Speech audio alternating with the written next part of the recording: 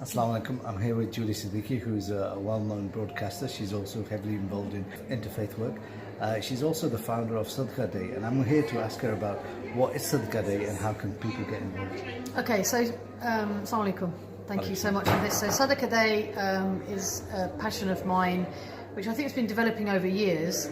I saw in the Jewish community actually it working very well. I remember going to a synagogue and they had a day called Mitzvah Day. Mitzvah is a good deed.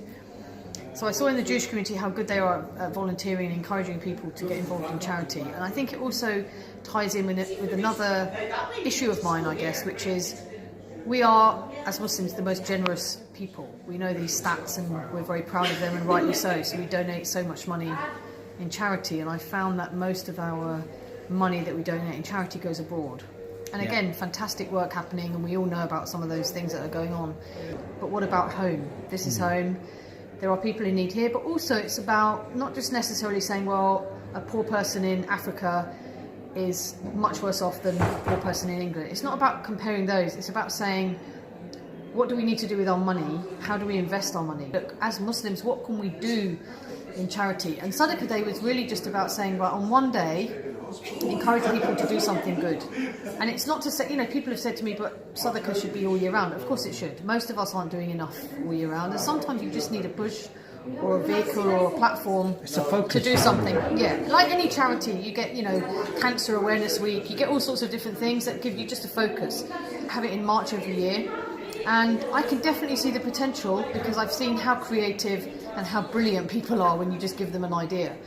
And I remember one woman saying to me, I've always wanted to cook food for the homeless, never known how to do it, don't really want to, feel a bit awkward going to the shelter.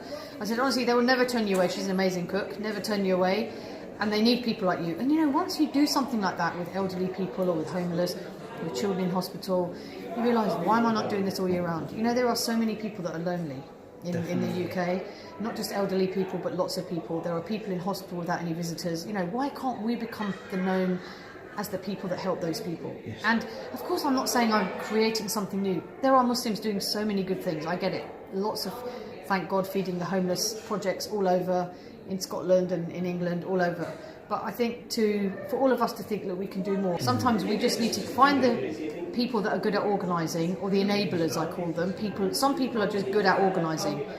Get those people on board and then make it easy for people to come. Kids, young people, older people, women, men, everybody wants to do something, you just don't always know how to do it.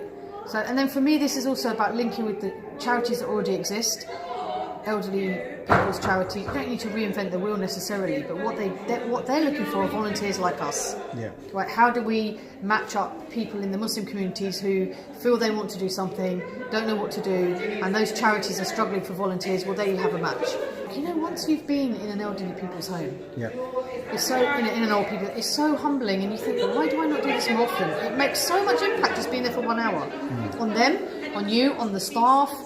It's such a brilliant thing to do. So I feel like let's just give ourselves more of those opportunities, and I think the possibility are endless. I do think that we as a community, small as we might be, can be very powerful in this to actually really make a difference. People say, yeah, those are the people that are making a difference in this area.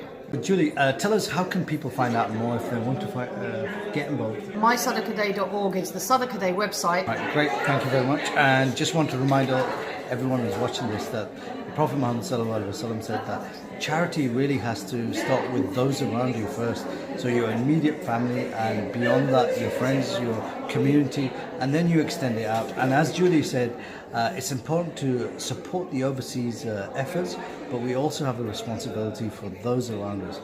So Jazakallah khair, Julie, and it's been a pleasure talking to you. Assalamu alaikum.